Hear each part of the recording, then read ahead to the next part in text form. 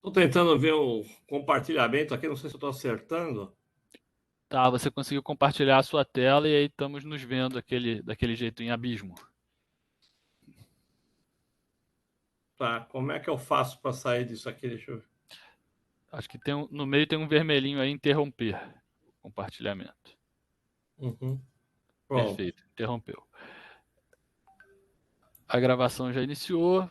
Boa tarde a todos. Sejam bem-vindos aqui ao nosso seminário IPEA. É, Hoje, com a atualização aqui do nosso sistema, tivemos algumas dificuldades para entrar, para começar e tal, mas faz parte, vamos tocando. É, Nós vamos hoje acompanhar uma apresentação, duas apresentações, tá? Que versam sobre excesso de mortalidade e óbitos de trabalhadores na pandemia de Covid-19. O primeiro trabalho a ser apresentado vai ser apresentado pelo Paulo Lotufo, que é epidemiologista, diretor médico do Hospital Universitário e superintendente de saúde da Universidade de São Paulo, a USP. Quero até registrar aqui um agradecimento especial ao Paulo, que está com novas funções administrativas na USP importantes e que reservou uma parte do seu tempo para nos apresentar esse trabalho, que é um trabalho de grande importância. Ele já há uns 2 anos, mais para o início da pandemia, ele já havia nos dado aqui uma aula de epidemiologia e falado um pouco sobre a importância de acompanhar o excesso de mortalidade como um indicador importante para ver a evolução da pandemia no tempo e no espaço. É, mas agora, passados esses 2 primeiros anos de pandemia, ele participou de uma iniciativa internacional com autores de vários países, reunindo dados de excesso de mortalidade em vários países, e foi publicado recentemente na revista Lancet. E ele vai falar um pouco para a gente sobre esse trabalho e sobre, enfim, sobre a visão dele sobre o que tem acontecido. Em seguida, nós teremos uma apresentação do trabalho Impactos Fatais da Covid-19 nos Trabalhadores Brasileiros. O Ernesto Pereira Galindo é um dos autores, ele é técnico de planejamento e pesquisa da Diretoria de Estudos e Políticas Regionais, Urbanas e Ambientais do IPEA. Ele vai fazer a apresentação, eu estou entendendo, ou toda ou em parceria com outros coautores, que talvez façam intervenções, mas os demais autores são o Sandro Pereira Silva, que também é técnico de planejamento e pesquisa do IPEA, mas da diretoria social, e o Jorge Ubirajara Pedreira, que é doutorando da Escola de Engenharia de São Carlos, da Universidade de São Paulo. Bom, muito obrigado a todos, e principalmente aos palestrantes que estão aqui conosco. E vamos dar início, então, pela apresentação do Paulo Lotufo, por favor. Uhum. Bom, eu agradeço, Marcos, mais uma vez estar presente aqui. Você não precisa se justificar aí eu estou gostando muito de parar a minha labuta para o primeiro trabalho intelectual que eu tenho aqui nos últimos 40 dias, né? E, então, vou começar. Eu espero acertar aqui o compartilhamento da tela. Eu tenho que aplicar, tem tela e aplicativo, né? Eu tenho que aplicar o quê? Tela. Bom, o aplicativo, quando funciona, você abre apenas a janela de um aplicativo que já está aberto. Então, se você já está com a sua apresentação aberta no PowerPoint ou no Já, já. PDF, tá? Então, geralmente isso funciona. Aí você pode escolher só o aplicativo e escolher só aquela janela. É, Mas tem a opção também de compartilhar sua tela toda e aí a gente vai ver tudo que você está vendo, para depois então abrir só a apresentação. Perfeito. Agora tem que abrir a apresentação em tela cheia.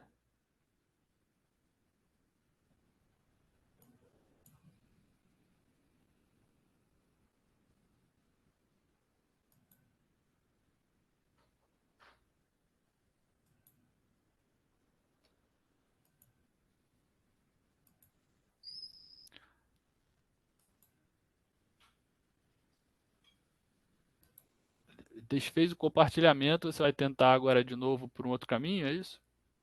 Não, estou tentando ver aqui por onde que eu. Ah, tela cheia, compartilhar. Está conectando. Parece que vai. Vamos ver, tá carregando. Bom, compartilhou toda a sua tela de trabalho. E aí você precisa agora colocar na sua tela o trabalho que você quer nos apresentar.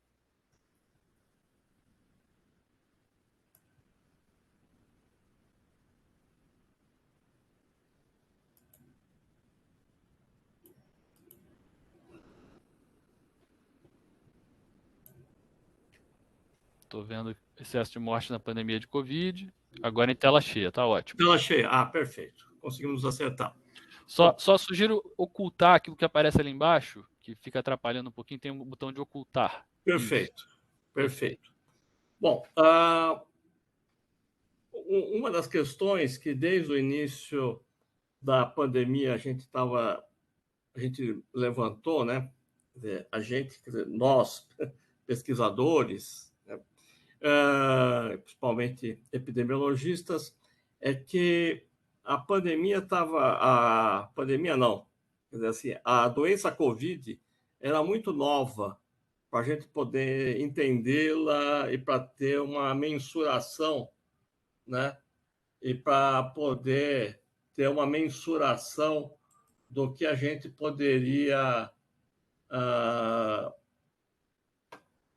poderia fazer, né? Aí, o que nos inspirou logo do início foi lembrar como na época da gripe espanhola, no 1919, que naquela época nem se sabia, né, que existia vírus, né?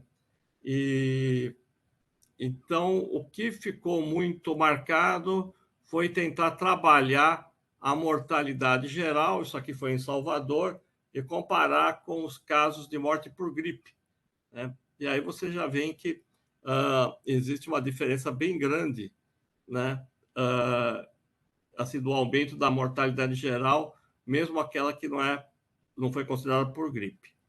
A ideia de você trabalhar o excesso de morte não é unicamente para pandemias ou epidemias. Você pode trabalhar para desastres naturais. O mais utilizado são para a onda de calor, que é muito utilizado que ocorre muito mais no hemisfério norte do que no hemisfério sul. Mas terremoto, tsunami, inundações, a gente costuma também utilizar para ver qual é o impacto que esses desastres têm. Porque, além de causar morte diretamente pela ação física, existe toda a consequência quando você tem um terremoto, tsunami, que é de você destruir, por exemplo, os hospitais, né? Pessoas, então, não conseguem ser atendidas, serem tratadas, porque os hospitais foram destruídos, ou quando não foram destruídos, as pessoas não conseguem chegar, né? Não conseguem ter acesso a hospitais. A primeira coisa que a gente teve que aprender foi como o coronavírus leva ao óbito, né? No início, houve uma visão muito simplista, né? Não foi só o Bolsonaro que falava que era uma gripezinha. Vários cientistas falavam que era uma gripezona. Ou seja, quando a gente fala gripe, nós estamos falando muito numa pneumonia, que leva à insuficiência respiratória e ao óbito. Isso é um fato, né? Isso é a questão mais importante. Mas o coronavírus ele teve uma outra capacidade incrível de subverter todo o equilíbrio do sistema cardiovascular. Como as doenças cardiovasculares são altamente prevalentes, então houve muitas mortes em pessoas que tinham Covid, né, porque elas já tinham uma doença cardiovascular prévia. E também a outra, que são quando você tem uma superlotação hospitalar, você tem alguns atendimentos urgentes que são ou retardados ou não são realizados e acaba levando ao óbito, quando normalmente isso não aconteceria. Aí tem uma coisa que eu gosto muito de bater sempre, né? Não só eu, todo quem trabalha muito com demografia, que a mortalidade geral é um indicador ótimo, né? Porque ela é um evento único. Essa é uma questão importante porque todo mundo falava subnotificação, subnotificação. praticamente não existe mais subnotificação de óbitos, né? Exceto quando a bandidagem aí some com um ou outro corpo, né? Todos os países hoje têm uma contagem muito correta, muito próxima da realidade dos óbitos. Então, você vai ter essa informação. A outra coisa importante é que existe um bom controle com os anos anteriores. Então, nós trabalhamos muito com a questão dos anos anteriores. Isso, quantos anos anteriores, né? Essa é uma questão que a gente sempre vai discutir, cada estudo apresenta um número diferente. No caso da Covid, quando você está trabalhando com mortalidade geral, não depende se você conseguiu identificar o vírus ou não. Tá? Você simplesmente vai anotando e vai comparando. E outra questão importante da mortalidade geral é que a qualidade da declaração pode variar, né, como variou durante a epidemia. Né? Então, nós tivemos, em vários momentos, anotações diferenciadas em relação à morte por Covid. Então, quando nós vamos ver, né, o excesso de mortes, então aqui você tem o Covid diagnosticado, o não diagnosticado, o de outras causas, né, e aquele que é pela problemas na capacidade do sistema. Bom, uma questão importante que foi observada aqui foi quando nós começamos a ver a questão da mortalidade, passou a existir uma coisa muito distinta, né? Aqui a comparação em 2020, Manaus e São Paulo, né? Como você teve um aumento rápido aqui em Manaus da mortalidade geral, mas da Covid ficou baixo. O que é isso daqui? Isso daqui é, então, que a gente pode falar da não notificação da Covid, da não identificação. E que São Paulo foi muito menor. Né? Esta está marcado aqui em magenta. Bom, uma questão muito importante para se entender, para poder discutir e trabalhar a questão do excesso de mortalidade, é a gente entender que a principal causa de mortalidade são as doenças cardiovasculares e as respiratórias juntas. E elas têm um padrão sazonal. Né? Então, aqui em São Paulo, eu estou mostrando para vocês, né, a média aí nos últimos 5 anos antes da pandemia, como é que ocorre? Você tem um aumento da mortalidade, que começa em maio, né, vai até julho, agosto já vai diminuindo e depois cai. Isso está muito associado a várias coisas. Uma delas é a própria influenza. E veja como isso é muito para a doença cardiovascular. Né? Os cânceres têm uma mortalidade constante durante o ano, né? Bem monótona a contagem anual das mortalidades por câncer. Então, aqui, né, é um estudo feito na Europa, mostrando, então,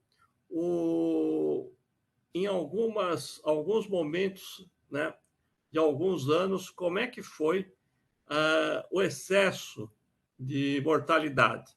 Né? Então, aqui em 16 e 17, eles tiveram uma epidemia muito forte de gripe, né, com aumento de mortes para todas as idades, principalmente acima de 65 anos e também um pouco acima dos 14 anos. Em 17 foi pior, né? Pegou mais faixas etárias, e depois houve aqui o diferenciado em 2018 e 2019. Né? Mas quando a gente pega aqui já 2020, nós já vamos ter um impacto enorme aqui, né, da Covid, que persistiu aí para os outros 2 anos. Né? Bom, a questão da mortalidade no Brasil e São Paulo, é uma questão que tem dados muito interessantes, né? Por que a mortalidade geral ela tem uma relevância? Essa aqui é uma coisa incrível, né? Se falou muito, né, que a pandemia começou entre os ricos e foi para os mais pobres, né? Até uma frase péssima, né, do Einstein para o SUS, né? Mas isso daqui ficou muito popular, essa afirmativa. E vejam só, né? Você já tinha um excesso de mortalidade em São Paulo, começando já em fevereiro, né? Que foi subindo, mas somente no dia 17 de março é que a Secretaria de São Paulo, né, falou que houve a primeira morte por Covid. Quer dizer, na verdade, não foi a primeira morte por Covid, foi a primeira morte de alguém com diagnóstico de Covid, né? Então, esse é um dos pontos. Então, com isso daqui, a gente consegue mostrar, né, que já estava acontecendo antes da pandemia, né? Nós já tínhamos um impacto importante. E enquanto eles falavam isso, que estava começando aqui, os coveiros de São Paulo falavam que não conseguiam mais, estavam cansados de trabalhar, de tanto abrir cova e enterrar pessoas, né?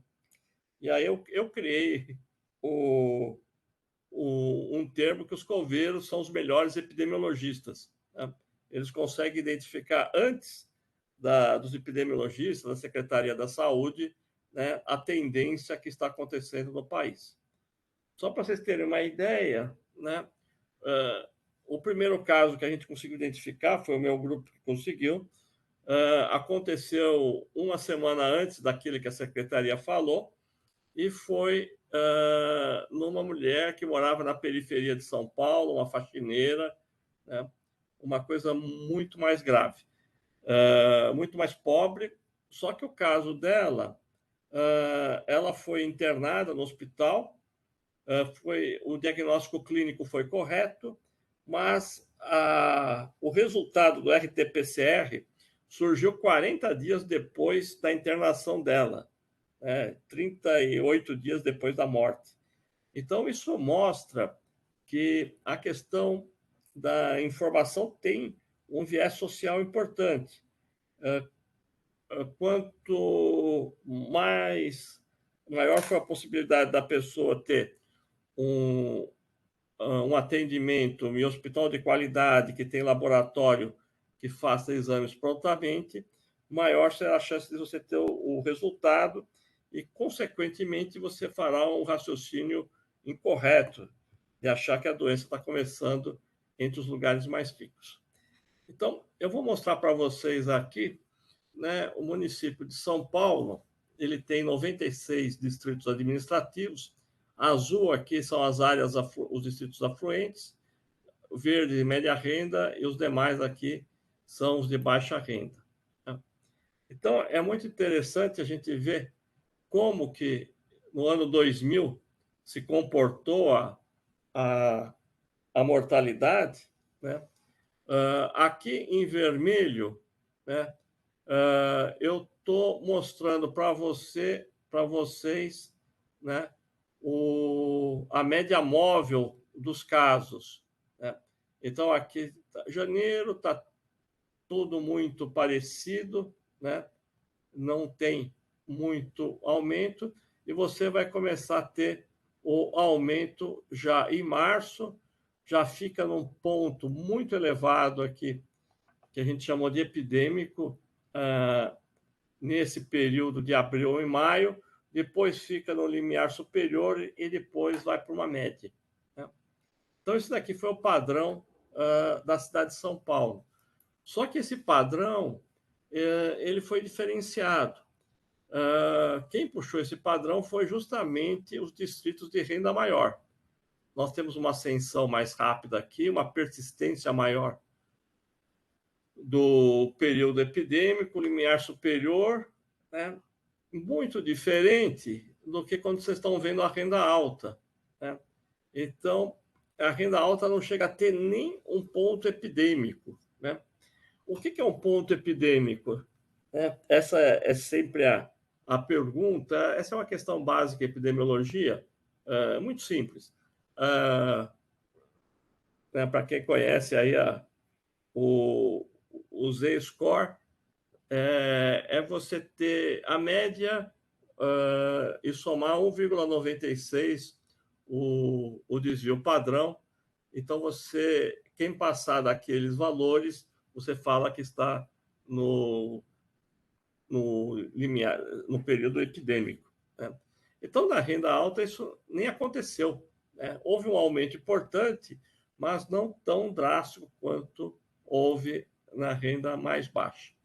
Aqui, o excesso de mortalidade em São Paulo, né, de acordo em vermelho, os distritos de renda alta, né, aqui em azul, os de renda média, em cinza, os de renda alta. Então, com isso, né, olhando somente o excesso de mortalidade, você consegue ver, né, que o estrago foi muito diferenciado. Né? Então, aquele papo furado lá do Einstein para o SUS, né, é papo furado mesmo. Né? Isso não aconteceu.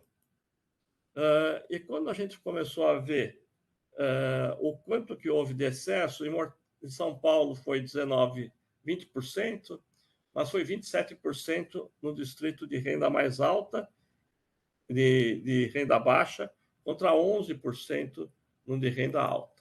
Né?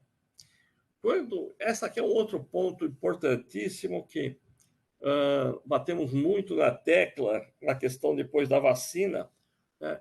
Que foi a questão, né? Pegando aqui o município de São Paulo, as pessoas auto-intituladas negras tiveram 56% a mais de óbito, os pardos 38% e os brancos 10,5%. Isso daqui se reproduziu, né? Se reproduziu pelos níveis de renda. Né? Muito interessante, quer dizer, essa informação. Outra questão muito relevante que aconteceu foi que o excesso de mortalidade ele vai acontecer justamente nesse segmento dos 60 aos 69 anos. Né? Ele não vai acontecer muito nos segmentos mais elevados, com idades maiores, porque essas pessoas já tinham uma taxa maior e aqui essas pessoas estão mais propensas a doenças cardiovasculares do que os outros, porque provavelmente essas coortes aqui, as pessoas já morreram de doença cardiovascular. Mas o que eu gosto de mostrar aqui foi a redução impressionante da mortalidade de pessoas com menos de um ano. Né? E assim, como caiu a mortalidade infantil, ou seja, você deixando as crianças trancadas lá, sem mexer na escola, sem conversar com ninguém, né? Os vírus não passam mesmo, né? As coisas não passam. Né? E quando você olha isso daqui do ponto de vista de renda na cidade, né, a queda dos menores de um ano aconteceu nas 3 faixas de renda, mas entre 1 e 39 anos nas rendas alta e média. Mas na alta teve excesso mesmo nessa faixa, né, nessa faixa etária. Bom, então, o estudo recente, que é do Global Burden of Disease, é um estudo entre vários. Né? Quando a gente vai ver excesso de mortalidade, é importante saber que cada um que está publicando está fazendo um cálculo diferente. Agora, o importante é que os cálculos podem ser diferentes, mas os resultados, né, dificilmente terão uma alteração significativa, seja na questão temporal, no mesmo local, ou na comparação entre diversos locais. Né? Então, o que existe de diferente nos cálculos é eu utilizei, né, naqueles estudos aí, os últimos 5 anos e considerei o excesso de mortalidade quando passava do limiar epidêmico, né, do limite superior. Outros consideraram somente a média, e com um número maior ou menor. Esse estudo aqui fez em 11 anos. Eu, particularmente, achei muito exagerado trabalhar com 11 anos, que é uma diferença já significativa em termos de faixas etárias, mas foi o que foi feito, né?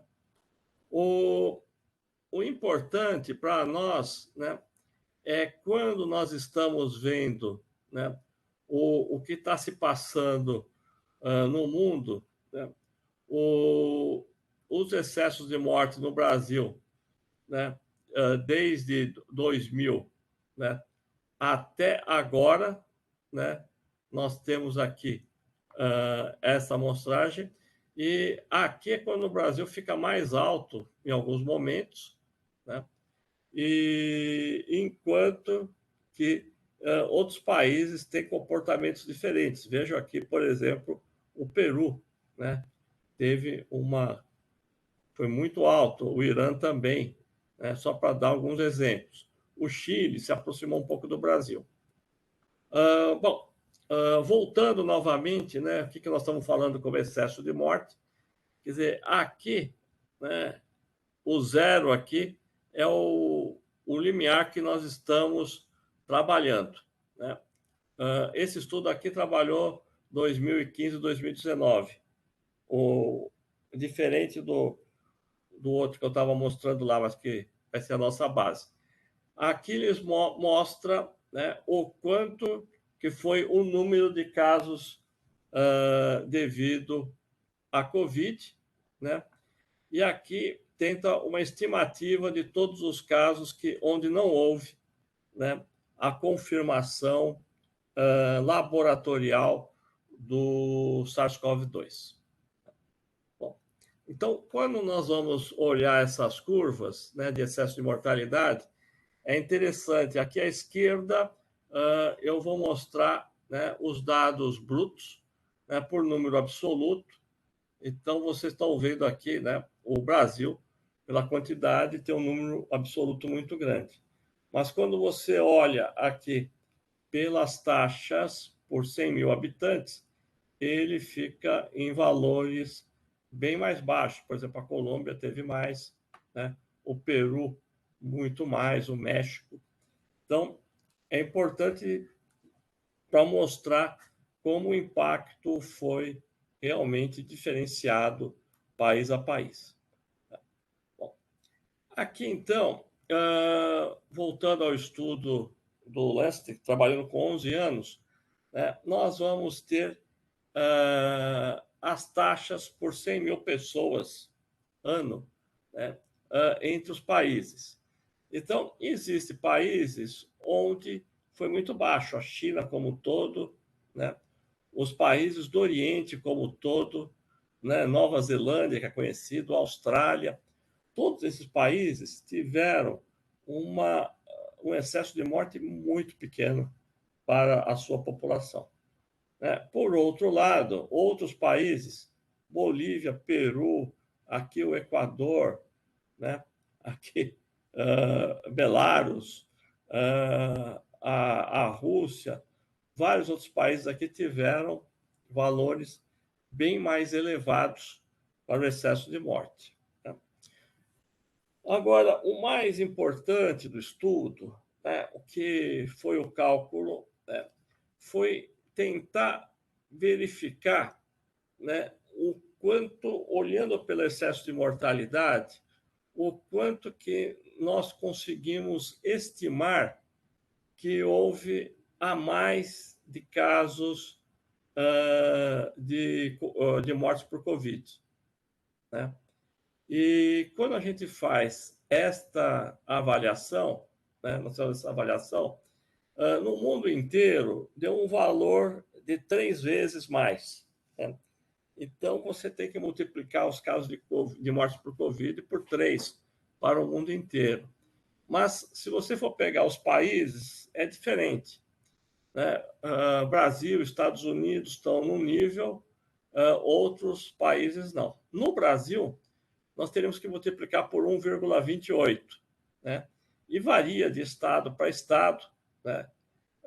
Alguns estados, né, o Ceará por 2 vezes, foi onde começou a pandemia, né? Alguns estados, né, interessante mostrar aqui o Rio Grande do Sul. O Rio Grande do Sul teve praticamente aquilo que era para todos os casos, né, estão aqui. Foi um lugar onde chegou muito mais tardiamente a pandemia, né, tanto o Rio Grande do Sul quanto Santa Catarina, e assim mostrando valores onde quase não.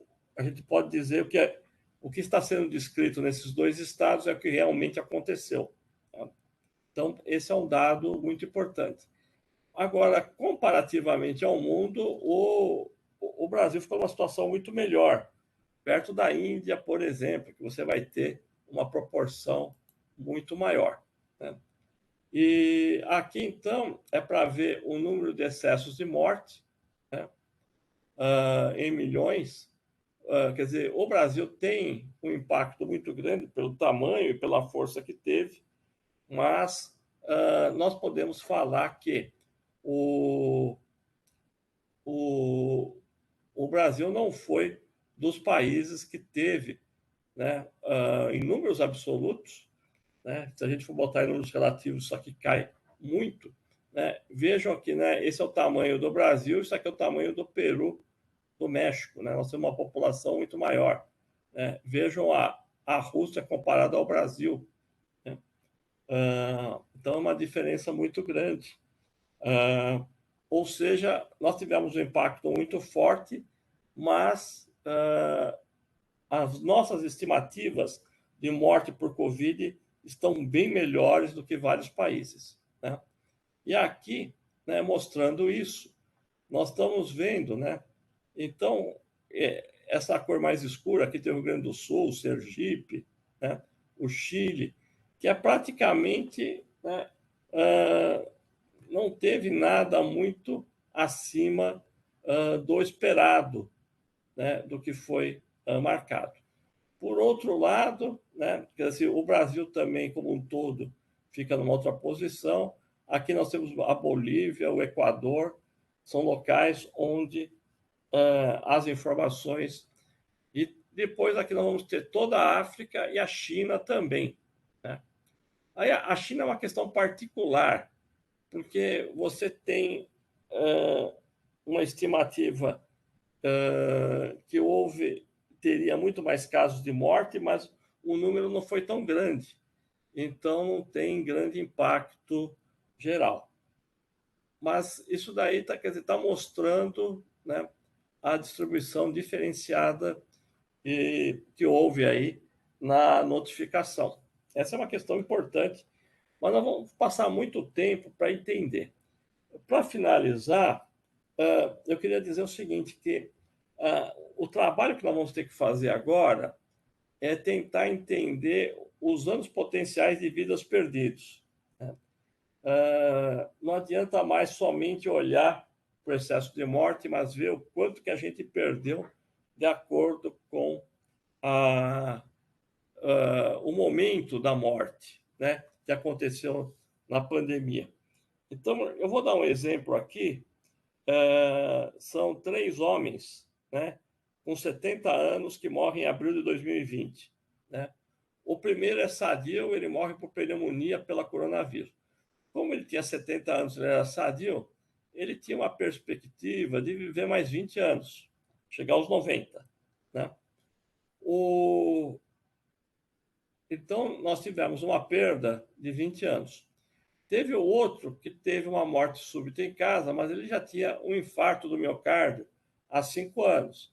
Então, a sobrevida dele era esperada para mais 10 anos, até os 80, porque ele já tinha uma doença grave antes. E esse outro aqui teve um câncer de intestino há 6 meses, né? Tinha uma perspectiva de até os 85 anos, mas ele morre aqui por uma complicação cirúrgica, porque não tinha acesso ao hospital. Então, nós vamos ter aqui, se você for fazer uma conta clássica na epidemiologia, você vai falar, são pessoas de 70 anos que morreram, né? Vai calcular as taxas até o próprio excesso de mortalidade. Mas o que é importante verificar aqui é que nós temos 45 anos potenciais de vidas perdidas pela Covid, né? E esse o cálculo que nós vamos ter que começar a fazer, né? Estamos fazendo aqui no estudo Recovid em São Paulo, né? Tentando ver todos os diagnósticos possíveis que nós temos aí nos atestados de óbito, para com isso calcular qual seria a estimativa de vida para a pessoa e ver o quanto que foi perdido por causa da Covid.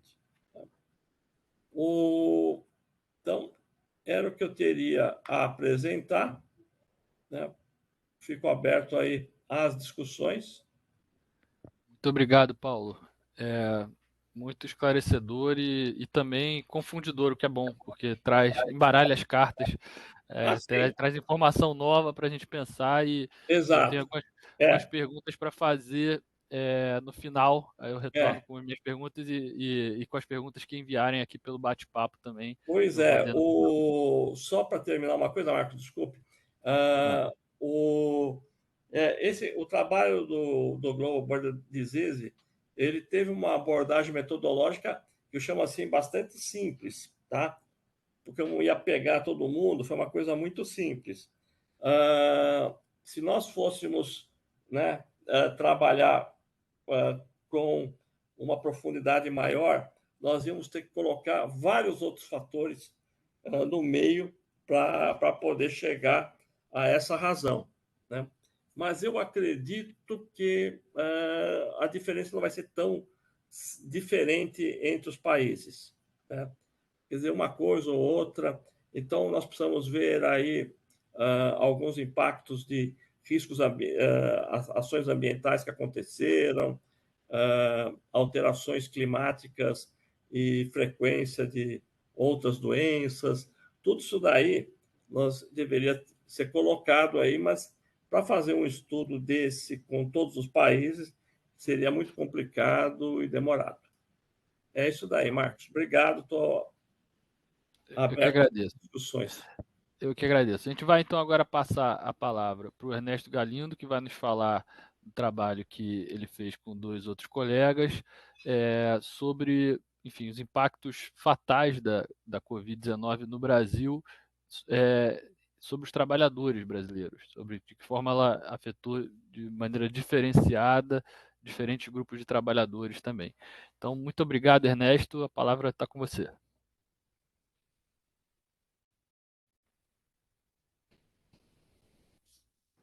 Ok, obrigado, Marcos, obrigado, professor Latufo, pela grande aula. Aí, parabéns, um trabalho excelente.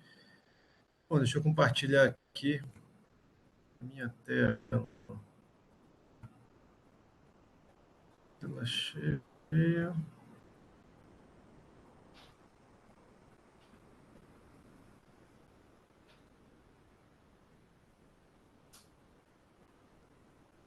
Já está aparecendo aí, Marcos? Está aparecendo. Só botar em tela cheia. Prontinho? Perfeito, tela cheia. Prontinho. Pronto, tá ótimo, ok. Bom, então vamos lá. Esse é um trabalho que foi feito por mim, pelo Sandro, colega do IPEA, e pelo Jorge, que é professor lá da UFBA e está fazendo doutorado, né? E a intenção nossa foi tentar seguir duas diretrizes básicas que o professor Latufo, inclusive, apresentou e defendeu no trabalho, apesar de serem trabalhos com escopos, né, e focos e abrangências diferentes, mas que exatamente tentar seguir a preocupação com a relativização, né, porque a gente às vezes fala muito de números totais, mas é importante você relativizar esses números totais sobre diversos critérios para poder perceber mais claramente o impacto, né? E tentar também explorar essa discussão do excesso de mortalidade, ainda que aqui seja específico para a questão de ocupação, né? Bom, como já foi dito, né? O 2020 e agora saiu há pouco tempo, né? A prévia do SIM, né? Do Sistema de Informação sobre Mortalidade do Federal, saiu há pouco tempo, é prévia, claro, né? e que mostra claramente uma alteração muito forte na tendência de morte em geral no Brasil, né? Você percebe por aí que você tem uma média aí a gente pega desde lá de trás, tá? De 96 para cá, essa linha tracejada, essa linha de tendência, né? O que seria esperado. E essa faixa cinza seriam esses valores superiores e inferiores conforme a tendência. Então, perceba que 2020, e agora já temos o dado preliminar de 2021, estão absurdamente fora de uma tendência de crescimento de óbitos do Brasil, né? Então, isso, digamos, esse impacto, né, justificou que não só nós, como o professor Latufo, como vários pesquisadores de várias áreas do Brasil, inclusive do IPEA, fizessem diversos estudos tentando contribuir com as suas especialidades, né, no entendimento do impacto da Covid para suas áreas de trabalho e de estudo. Tá? Bom, quando a gente abre o sistema de mortalidade, né, o SIM, a gente percebe que o que desponta em 2020 como motivos de morte, né, porque o SIM traz a causa, né, a causa da morte, né, seria enquadrado no grande grupo de algumas doenças infecciosas e parasitadas. E quando você vai abrir lá, claramente, né, é o código do coronavírus. Né? Então, você percebe que, de fato, pelo SIM, você já percebe que, mesmo sem entrar na discussão de subnotificação, né, claramente já se percebe que a causa seria a própria Covid. Né? Bom, aí está a distribuição, né, dentro daqueles grupos, né, comparando 2019 com 2020, né, então você percebe que tem um crescimento, o valor absoluto tem um crescimento muito grande, né, em relação ao ano anterior. Só para explicar que está mais do que justificada a preocupação com a Covid. Né. A gente pode discutir essa diferença, é 20%, é 28%, é 15% de mortes não contabilizadas. Essa discussão é um trabalho que explora muito mais isso, o próprio trabalho do professor Latufo. Mas está claro que o impacto já é comprovado, né? Já é muito fortemente comprovado. Tá? E aí a gente tenta entrar na nossa discussão específica, né? Que é da ocupação. De onde surgiu essa preocupação? Bom, o Sandro, principalmente, né, que ele trabalha já há bastante tempo com essa questão de emprego e tal, social, nós somos parceiros de algumas pesquisas, né? O Jorge também, e a gente tentou verificar como é que estava a dinâmica, né? Do emprego, do trabalho, né? E como que estava a dinâmica da questão da Covid, né? Se estava impactando mais ou menos nas ocupações, se havia alguma diferenciação nisso. Então, a gente percebe, eu peguei aqui apenas os primeiros trimestres, tá? De cada ano, porque especificamente na época que a gente escreveu o artigo, né? Final de 2020 e 2021, né? Então, alguns dados a gente não tinha e a gente quis comparar, porque o primeiro trimestre de 2020 ainda não tinha um efeito, né? Da Covid, né? Não tinha, foi meados de março, mais ou menos, que a gente começou a ter algumas medidas. Mas o primeiro trimestre de 2021, você já percebe um pouco esse impacto aí na população ocupada, tá? E além da população ocupada em si, né, que seria esse estoque, era interessante a gente perceber essa movimentação de trabalhadores, né? E aí você pode fazer isso tanto analisando o CAGED, que de fato é um fluxo, né, de entrada e saída de trabalhadores, quanto a RAIS, que apesar de ser um estoque, você pode comparar o estoque de um ano com o estoque do outro. Né? Então, existem algumas diferenças, principalmente porque o CAGED ele é mais imediato, depois ele é ajustado pela RAIS, e o CAGED não inclui algumas coisas que a RAIS inclui, como, por exemplo, a parte dos servidores públicos e tal. Né? Então, só para mostrar um pouco que essas fontes todas têm um potencial de uso, mas elas trabalham de formas diferentes. Né? Quando a gente começa a tentar comparar, de fato, os óbitos com as ocupações, uma possibilidade é a exploração da CAGED, do CAGED da RAIS. Por quê? Porque existe uma marcação de desligamento, né? Quando o trabalhador é desligado, ele é desligado por vários motivos, e um dos motivos pode ser o óbito. Ou seja, né, é claro que você não abrange toda a população, porque tem parte da população que não é ocupada, né? E mesmo aqueles que são ocupados, ele pode estar num momento temporário de desocupação e pode não ser contabilizado, né? Além disso, claro, que a gente não entra em detalhes da causa, né, e tal, da morte, né? Mas, usando a lógica do excesso, né, a gente percebe que, apesar do emprego ter tido uma dinâmica mais de permanência, até de um pouco de redução, você percebe que os desligamentos por óbito aumentaram de uma forma geral, né? E aí, quando a gente vai observar os grandes grupos de trabalhadores que a gente tem na classificação de ocupações, né, brasileira, em números absolutos, você percebe que tem um maior número de óbitos, né, mesmo que não seja analisado em 2020, mas em anos anteriores, do grupo de trabalhadores agropecuários, florestais e de pesca, né? Isso em função exatamente do grande estoque que tem esse número. Então, isso mostra claramente que a gente analisar apenas o número absoluto vai te levar a conclusões um pouco precipitadas e equivocadas sobre quais ocupações a gente tem que se preocupar mais, né, para a proteção da Covid, né? Então, em cinza, você tem aí os números de óbitos totais de 2020, em laranja, você tem os números de óbitos de 2020 que não foram enquadrados como Covid, e em azul, os números de óbitos de 2019. Então, você percebe que, comparando o azul e o laranja, vamos dizer assim, que seriam os mais equivalentes se não houvesse a Covid, supostamente, né? Você percebe que há uma certa relação, e esse excesso, vamos dizer assim, né? Ele chamaria atenção que poderia ser motivado por Covid. No caso específico do SIM, a gente consegue investigar, como a gente acabou de mostrar, né? Bom, então, de posse dessas bases todas, né, o SIM, que é o Sistema de Informação de Mortalidade, a gente tem base também do CIVEP-GRIP, que mapeia especificamente casos graves e internações por Covid, né? Então, você tem a boa parte das mortes está enquadrada aí, né? A RAIS e o CAGED, que a gente acabou de apresentar também, que tem informação sobre óbito, mas ele não tem informação específica, né, sobre óbito por Covid, né? E tem os próprios dados da PNAD contínua, né? Então, você percebe que essa gradação de bases, ela tem um trade-off aí que a gente tem que pesar, que é o seguinte, quanto mais para cima aí dessa lista, mais você consegue captar os óbitos por Covid, né? Supostamente o SIM, como tem todos os óbitos por Covid estão lá dentro também, mesmo que estejam subnotificados, tá?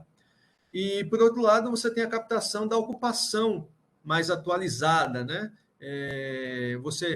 Então, a RAIS, CAGED, a PNAD, você consegue ter mais informação sobre a ocupação. Só que você vai perdendo a capacidade de captar esses óbitos Covid, né? No caso da RAIS e CAGED, como o CAGED ele tem um fluxo de informação maior, né? De mais alta frequência, ele nos ajuda a ter dados mais atualizados, né? A PNAD contínua, como você sabe, é uma pesquisa, não é exatamente um registro, né? Então, a gente perde um pouco essa base. Então, a gente, apesar de ter trabalhado no artigo discutindo vários dados em várias dessas bases, a gente tenta justificar o foco no CAGED, né? Ainda que explore outros, né? E, a partir daí, a gente pensou num método de relativização e de corte da seguinte maneira, tentando entender a trajetória dinâmica de evolução das mortes dessas ocupações ao longo dos anos, né? E tentando retirar essa tendência natural que eles já tinham, né? Então, quais foram os cortes que a gente fez inicialmente?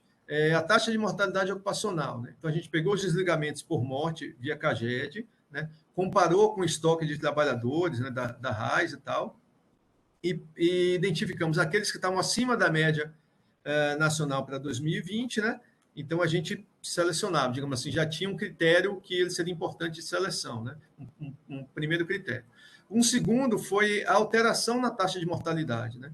Porque, às vezes, você tem taxas de mortalidades altas, mas porque aquela ocupação já tem taxa de mortalidade alta, seja pela característica dela, seja pelo perfil etário e tal. Então, nós determinamos um critério de diferença aí, para além daquela tendência natural ao longo dos anos, né? Então, e também consideramos como critério a taxa de mortalidade ocupacional em 2020 ser a maior registrada da série histórica desde 2010 para todas essas ocupações, né? Então, usamos esses critérios combinados para fazer uma primeira linha de corte, né? E aí a gente encontrou 177 ocupações. Uma primeira observação é que, como a gente não tinha os dados da RAIS 2020 ainda, quando elaboramos o artigo, a gente utilizou, para poder ser comparável, né? A gente utilizou o estoque do ano anterior somado com o acréscimo do saldo do CAGED, né? Essa conta nunca fecha. Quem trabalha com dados de registro de trabalho sabe que essa conta nunca fecha, mas é para a gente poder ter um critério de comparação, né? Eu não podia usar para um ano, usar o estoque da RAIS, e para outro ano, usar o estoque do CAGED, da RAIS atualizado pelo CAGED. Então, a gente sempre utilizou nessa comparação específica o estoque da RAIS do ano anterior acrescido do CAGED do ano seguinte. Tá? Então, foram 177 ocupações. A partir daí, a gente diferenciou, né, com base em quedas naturais, alguns grupos, né, algumas categorias com base no total de óbitos. Né? Então, temos categorias acima de 1.000 óbitos no total, só apareceram 5 ocupações, acima de 250, 17, e assim por diante. Né? E dentro de cada um desses grupos, a gente ordenou eles, né, com base na variação da taxa de óbito de 2019 a 2020. Lá na frente tem algumas tabelas que vão mostrar um pouco como é que o reflexo dessa forma de construção. Tá? Vamos lá. Bom, e aí a gente fez um ajuste também, porque tem faixas de óbitos menores, né, quando você tem ocupações com pouco estoque. Né? Então, qualquer óbito, qualquer número de óbito pequeno altera muito, né? Ele aparece muito como destaque. Então, a gente percebeu que era importante fazer mais uma limpeza, né? Para não entrar em coisas muito específicas. Pode ter acontecido uma fatalidade muito específica em poucas pessoas daquelas ocupações que fariam com que ela se destacasse. Né? Então, a gente tentou eliminar isso. Então, naquelas categorias anteriores, né, a gente considerou, para imaginar uma análise geral de subgrupos da CBO, pegamos aquelas que tinham, né, alguma ocupação mais detalhada na categoria A, ou que tinham mais de uma ocupação de destaque nas categorias B e C. Isso para análise dos subgrupos da CBO, tá, gente? Porque, na verdade, você pode analisar no máximo detalhe possível da ocupação, tá? Mas você pode também analisar de forma mais agregada. Para essa análise mais agregada, nós usamos esses critérios, tá? E aí, claramente, foram identificados 6 subgrupos, vamos apresentar a seguir, tá? Que tinham forte indício de impacto da Covid. E eles estavam relacionados a ocupações, a grupos de ocupações que estão vinculados à questão de segurança, de transporte, produção industrial intensiva em força de trabalho, atendimento e comércio. Porque a hipótese inicial nossa era o seguinte: ocupações que têm atividades que se desenvolvem com características similares às próprias características de risco que se conhece hoje da Covid, elas supostamente deveriam estar sendo mais afetadas pela Covid. Essa era uma hipótese, né, que faz todo sentido, mas a gente queria verificar isso dentro das ocupações. Né? E a gente identificou, né, com base naquelas categorias que apresentei anteriormente, né, daquelas faixas, né, de óbitos, nós identificamos os seguintes subgrupos como os principais, né, afetados. Condutores de veículos e operadores de equipamento de elevação, né, são subgrupos, né, incluindo várias ocupações. Trabalhadores em serviço de proteção e segurança, trabalhadores em serviço de administração, conservação e manutenção de edifício logradouro, embaladores e alimentadores de produção, apesar de estarem vinculados à indústria, são atividades industriais altamente intensivas em mão de obra, tá? Então você tem muito contato com as pessoas e tal. Escriturários de controle de materiais e vendedores e demonstradores. Isso, os subgrupos de uma forma geral. Né? Mas para poder ter uma percepção mais clara do que é isso, a gente abriu no detalhe, né, para cada ocupação específica, para apresentar as características, para ficar mais claro, né, essas características, que tipo de ocupação, que tipo de características estavam sendo mais afetadas. Né? E a gente fez a seguinte análise. Esse gráfico específico não tem no artigo, mas, evidentemente, esses resultados estão no artigo. Mas esse gráfico é interessante de mostrar dessa forma. Pegamos aquele grupo, né, aquelas 5 ocupações que tiveram mais de 1.000 óbitos, né, no total, e tiveram todas aquelas características seguidas, e demos uma olhada que ocupações são essas e como elas se comportam. A barrinha azul está relacionada ao desligamento por óbito. Na verdade, é relativizando o desligamento por óbito, né? Na verdade, é cada desligamento por óbito em relação a 1.000 vínculos empregatícios. Né? E em vermelho, a gente tem a variação de desligamentos por óbito de 2019 a 2020. Ou seja, eu quero pegar uma ocupação que tenha uma alta mortalidade, tá? Teve uma alta mortalidade, tá? Em 2020, e, ao mesmo tempo, uma ocupação que aumentou muito, proporcionalmente, os desligamentos por óbito, de 2019 para 2020. Né? Então, você percebe que temos aqui motorista de caminhão, de rotas regionais e internacionais, vigilante, porteiro de edifício, alimentador de linha de produção e faxineiro. Então, perceba que são atividades, né? Que ou têm muito contato, ou circulam muito, né? Ou dentro daquelas características que nós comentamos de risco, né? Digamos assim, as principais características que já se sabe que são fatores de risco para a questão de você ter o contato com a Covid e, consequentemente, também aumentar a mortalidade, de acordo com as características, evidentemente, dessas pessoas de cada um desses grupos.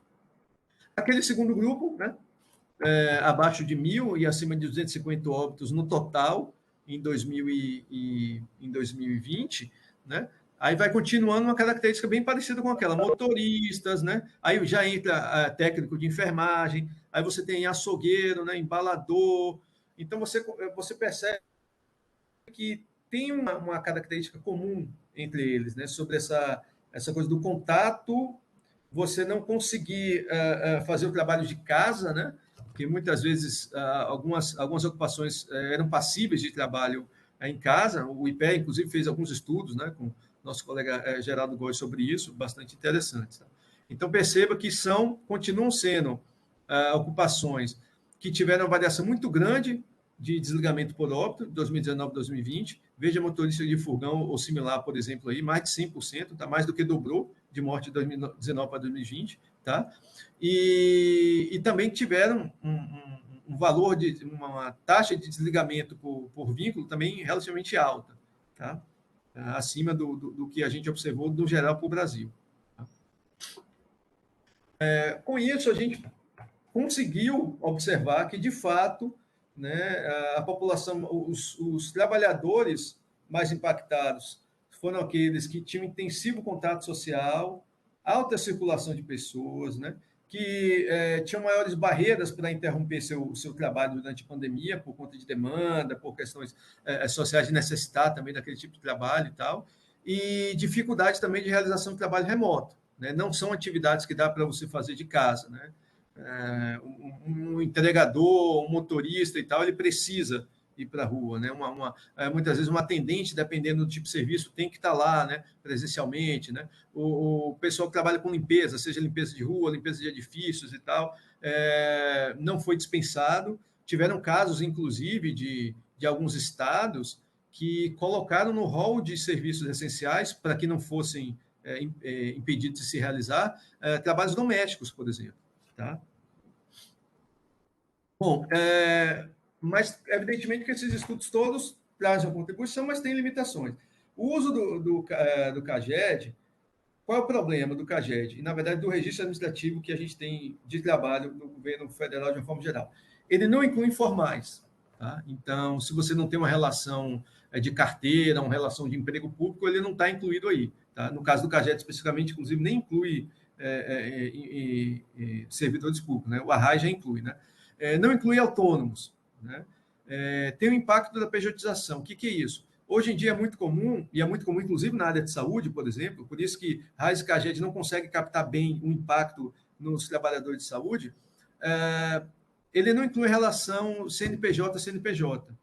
Então, a pejotização, que é muito comum em algumas áreas, na da saúde também já é comum, a gente não consegue captar isso pelo CAGED nem pela RAIS. Tá? E ele não inclui emprego doméstico também. Mesmo que o emprego doméstico seja formal, né, essa base de registro do governo ela não inclui o emprego doméstico. O emprego doméstico é uma relação CPF-CPF, não é relação CNPJ-CPF. Então, ele não entra, né, nessa base nossa. Então, os resultados que são trazidos aqui têm que ser lidos com esse prisma, né, com essa restrição, com essa limitação. Né? Não inclui esse tipo de trabalho.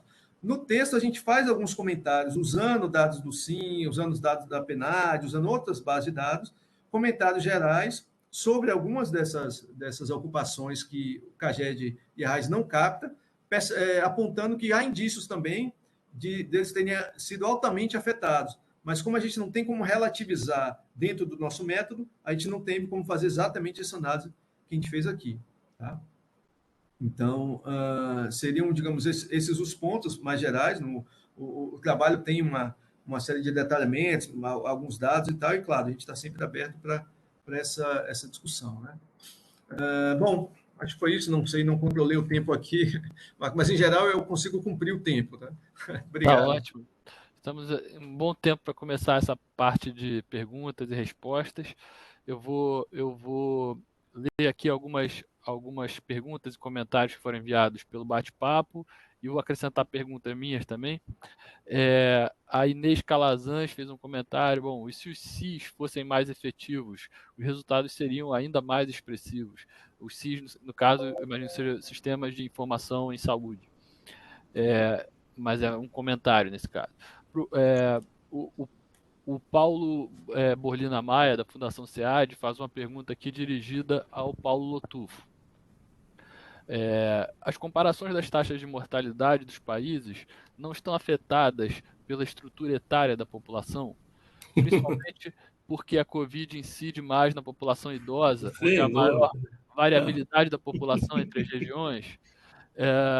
A Ana Amélia Camarano faz uma outra pergunta muito importante que eu reforço aqui para ambos, se vocês poderiam depois nos compartilhar os slides para a gente publicar os PDFs dos slides junto ao vídeo, como a gente tem feito regularmente nesse seminário. Se puderem nos enviar depois do webinário, a gente agradece.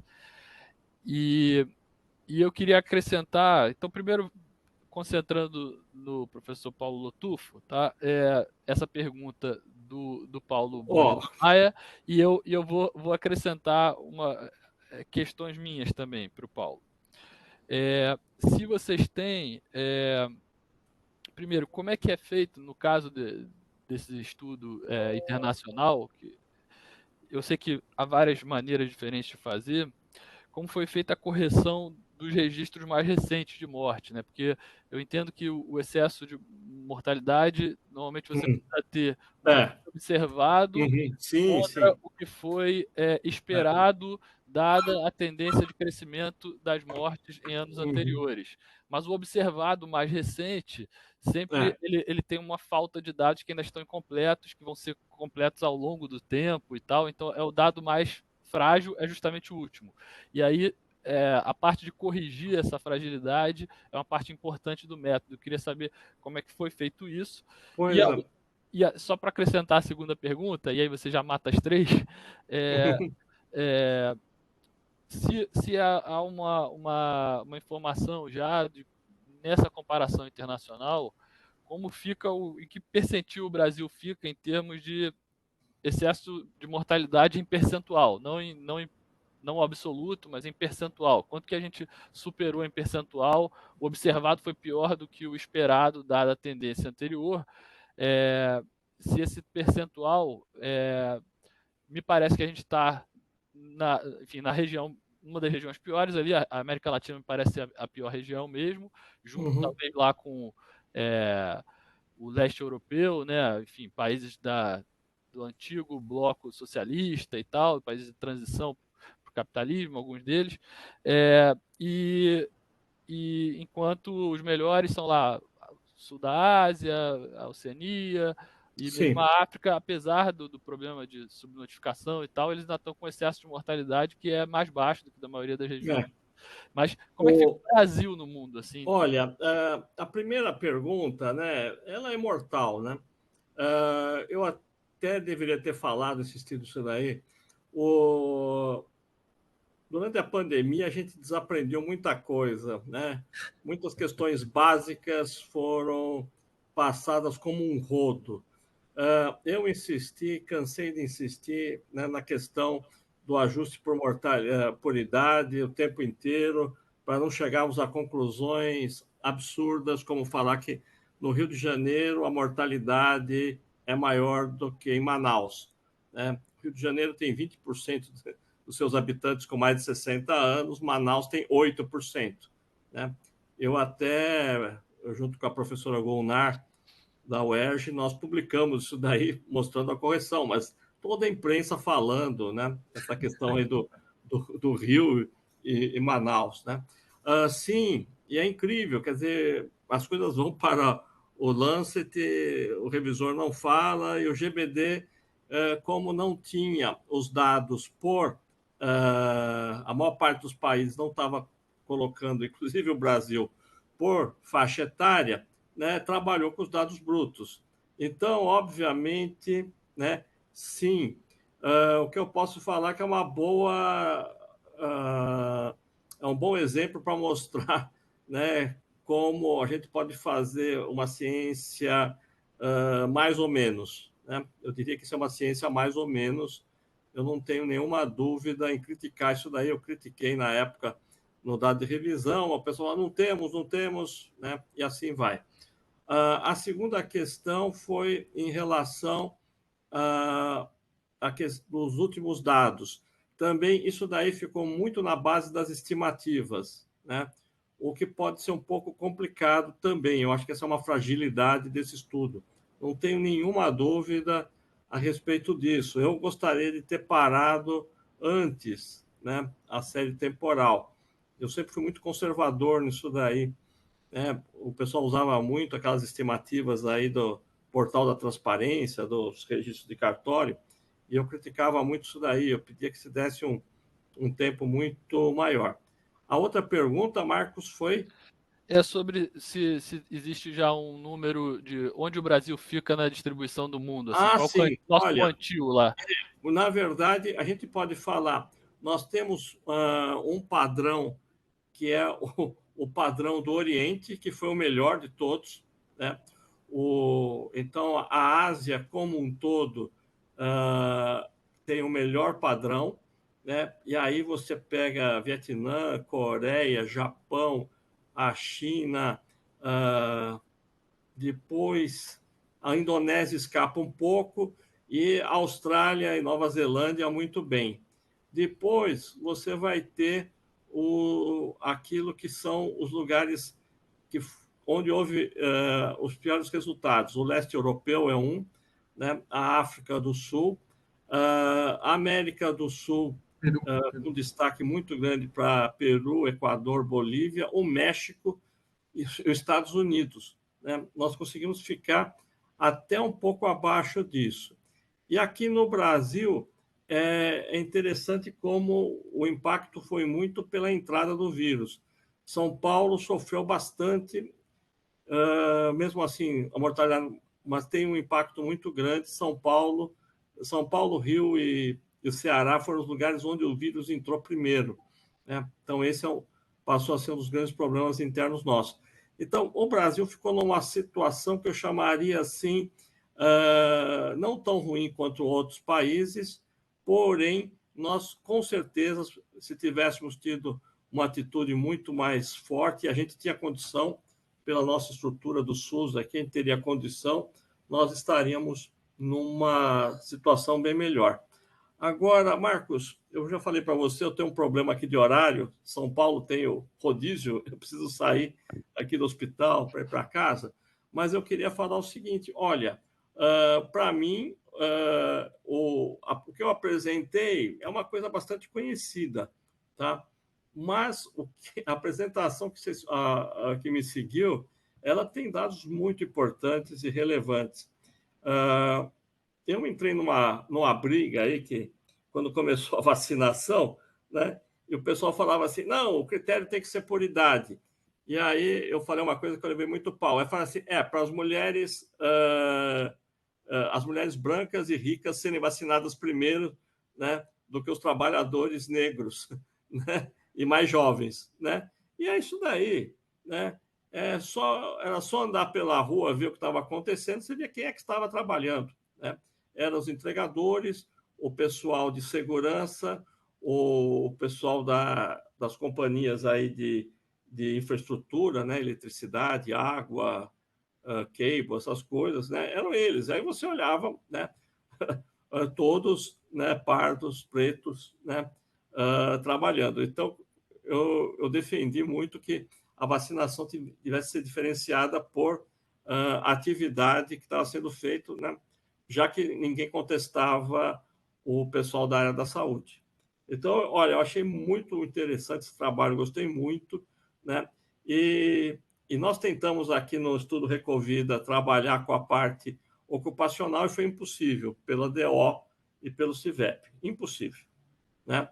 Tanto que nós desistimos rápido, né? Mas agora o que vocês fizeram foi maravilhoso. Eu gostei muito, né? Achei assim, é um dado original, importante, que precisa ter uma divulgação maior.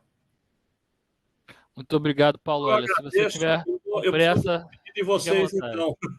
Tá Fique à bom? vontade aí, porque Tá bom, realmente obrigado. tem que escapar desse rodízio aí. Tá bom. Tchau, tchau. Então, vou seguir aqui com o Ernesto. Bom, a Ana tinha esclarecido aqui que ela queria mais do que os slides, ela queria os textos, né? E o Ernesto já postou aqui no bate-papo o dele, tá? Com os colegas coautores. E amanhã, quando nós colocarmos o vídeo no site, nós vamos colocar também o link para o trabalho lá do Lancet que foi citado pelo Paulo. Tá? É claro que ele citou mais de um trabalho na apresentação dele, mas ao menos esse que era o que intitulava o trabalho geral e tal, nós temos o link e vamos compartilhar também junto com o vídeo. Mas então, Ernesto, o Paulo tem toda a razão, o trabalho de vocês é muito interessante, importante e, enfim, os gráficos são impactantes. Eu queria entender se vocês têm também, assim como vocês destacaram as ocupações mais afetadas, se vocês fizeram também com as menos afetadas. É claro que aí, com aquele bom cuidado que vocês tiveram de, olha, acho que tem muito número, tem muito dado aqui, quais foram aquelas que foram as menos afetadas, ou até, de repente, tiveram queda de mortalidade, como o Paulo mostrou que aconteceu com as crianças pequenininhas, né? Ficaram mais em casa, morreram menos. E deve ter havido certas ocupações que isso ocorreu também, né? Eu queria saber se vocês chegaram a destacar isso de algum modo, e se tem alguma que seja digna de nota, assim, ou se isso não entrou no trabalho, como é que foi? Não, Marcos, na verdade, a gente não chegou a analisar sobre esse prisma, né? Eu acho que a gente estava tão com foco na questão do problema, né? Que nem observamos algum case de sucesso, né? Ou algo do tipo, né? Ou profissões que são menos afetadas. O que acontece em geral, digamos, que você pode usar como uma lógica geral, mas claro que basta a gente inverter as tabelas que a gente gerou, evidentemente, é que profissões que podem ficar mais em casa, né, que tem menos contato, que circulam menos, né, esse tipo de coisa, evidentemente tiveram mais uma proteção maior. Teve um momento do artigo, inclusive, voltando a falar sobre essa questão da faixa etária, que inclusive na sua nota você analisa muito bem, eu coloquei aqui para a turma, inclusive, que é uma nota que eu gosto muito e tal, a gente pensou até em fazer, né?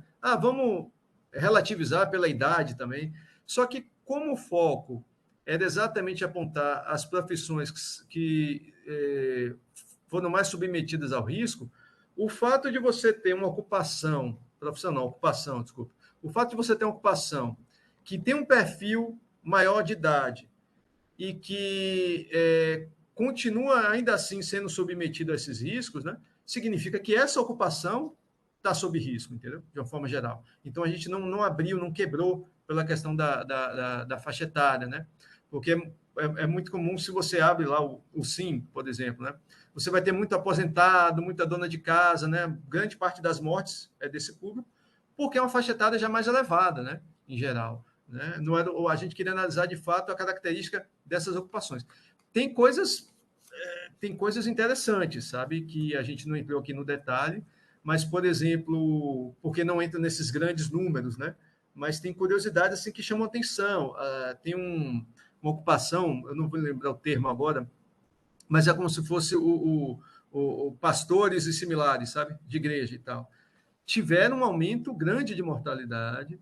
Foi uma ocupação, inclusive, que, diferente das outras, ela teve uma alteração em sentido contrário da média de idade de mortos, entendeu?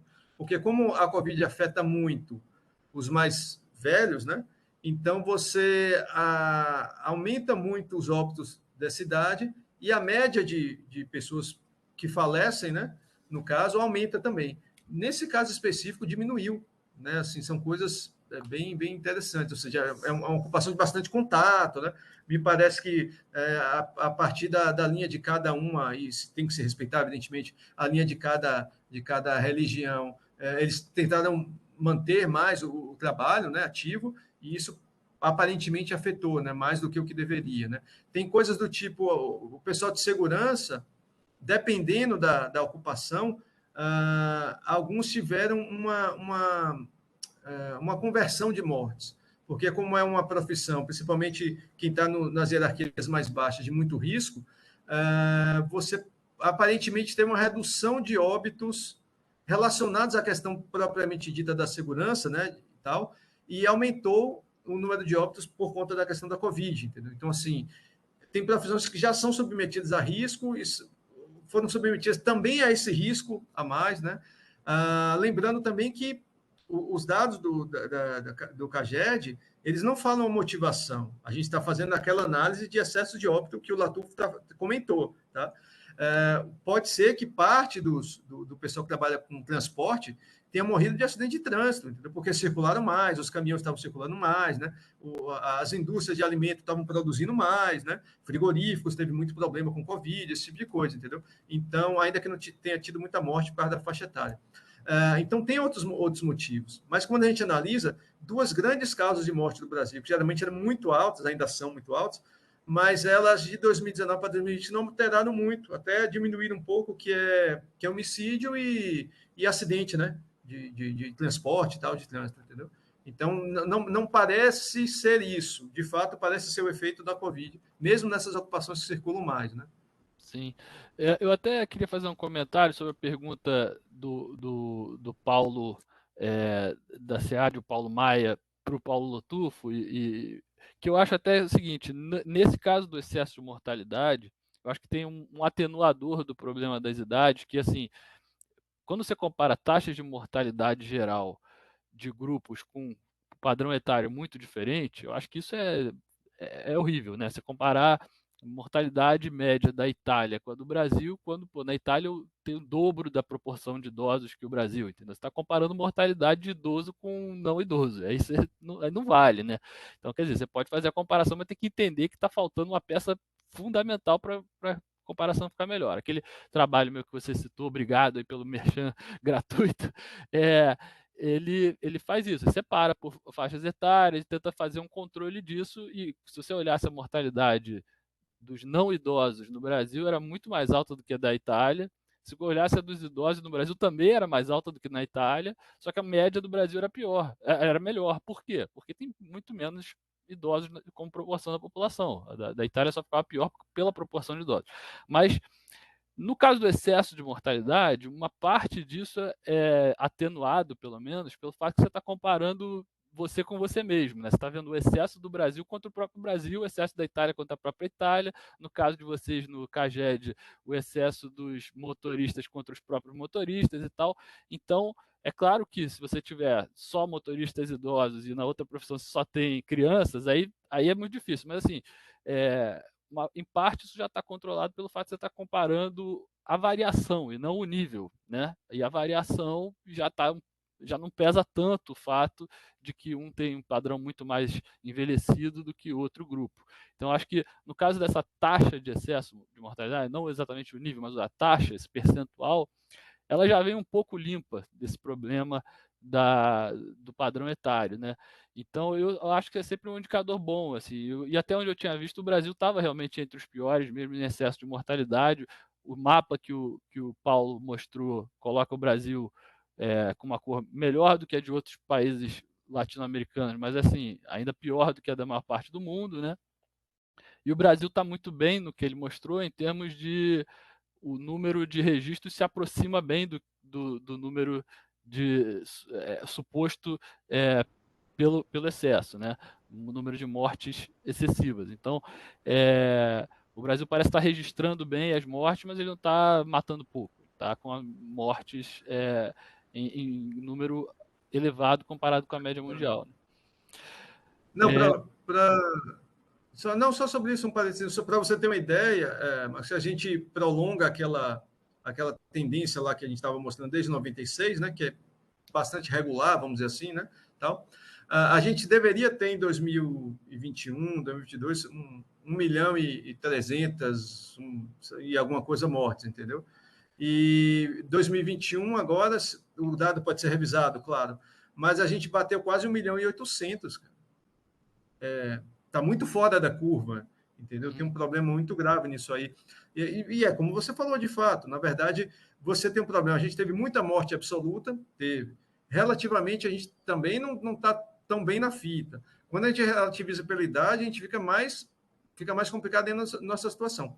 Mas, de fato, a nossa estatística, né, o excesso, esse excesso que a gente está falando aqui, só para não confundir, né?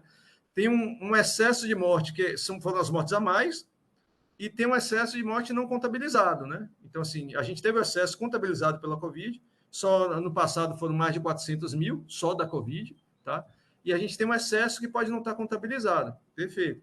E você tem problemas gravíssimos. O Peru, por exemplo, muito antes do Peru assumir que tinha mais de 200 mil mortes, ele dizia que tinha 70 mil, o dado dele de excesso de morte já estava dando 200 mil, entendeu? Então, assim, é impossível ter outro motivo, entendeu? Para que não seja a Covid. E você tem os problemas que são consequência indireta, mesmo que aquilo de fato não seja Covid, o sistema pode ter entrado em colapso, como a gente viu em Manaus, por exemplo, entendeu? Então, assim, é uma consequência, mesmo que indireta, mesmo que ele não tenha tido problema pegando a doença e falecendo da doença, mas a Covid gerou esse problema, né? Então, é importante a gente ter essa percepção que o excesso, é muito importante olhar para o excesso, né? E outra coisa que me chamou a atenção também da apresentação do Paulo, pena que ele não está mais aqui para comentar também, mas é que ele mostrou por estados do Brasil, né, que alguns tiveram uma estimativa de subnotificação maior, outros menor e tal, mas em geral você tem lá sei lá, 20 e tantos por cento de aumento na mortalidade quando você considera o excesso em relação àquilo que foi registrado, né? Então, não é que a gente estava errando para cima o número de mortes por Covid, a gente estava errando para baixo e nenhum estado aparece errando ao contrário. Tem uns que estão lá 0,99, no caso do DF eu percebi e tal, mas o intervalo de confiança nenhum ficava abaixo de 1, né? E vários ficavam acima de 1, inclusive alguns iam para 3 e tal. Então, a gente errou menos do que o resto do mundo, mas o sentido do erro é quase inequívoco, que a gente enumerou as mortes por Covid nos nossos registros, né? Bom, você gostaria de fazer agora enfim, suas últimas considerações para a gente poder encerrar, que a gente já está no horário mesmo. Tá sem som, Ernesto. Eu queria agradecer o convite, né? O Lotufo não está aqui, mas agradecer também, ele é uma grande referência, é uma honra estar aqui dividindo a mesa, né? Tal com ele, com você também, Marcos, você sabe que eu sou um grande fã dos seus trabalhos e tal. E falar para quem estiver assistindo também que dê uma olhada nos estudos do IPEA, né? Sem querer fazer muita propaganda nossa, mas tem muita coisa, gente. A turma do IPEA, durante esses 2 anos, produziu muito, sabe, sobre diversos pontos de vista, sabe, cruzando a discussão do impacto da Covid com muitas coisas, em muitas escalas, né? Questões de governança, né? Eu acho que é muito bacana, dá uma olhada lá, tem estudos muito bons, e a turma está produzindo não só dentro do IPEA, né? Está produzindo muito para fora também, com pesquisadores, grandes pesquisadores do Brasil, do mundo todo. Deem uma olhada lá, que tem bastante coisa, gente, viu? E é isso. Obrigado. Muito obrigado, Ernesto. Ótima sua participação aqui, o trabalho que vocês apresentaram. Obrigado também ao Sandro, ao Jorge e a todo mundo que nos acompanhou. Então, até a próxima. Saúde para todo mundo e um grande abraço.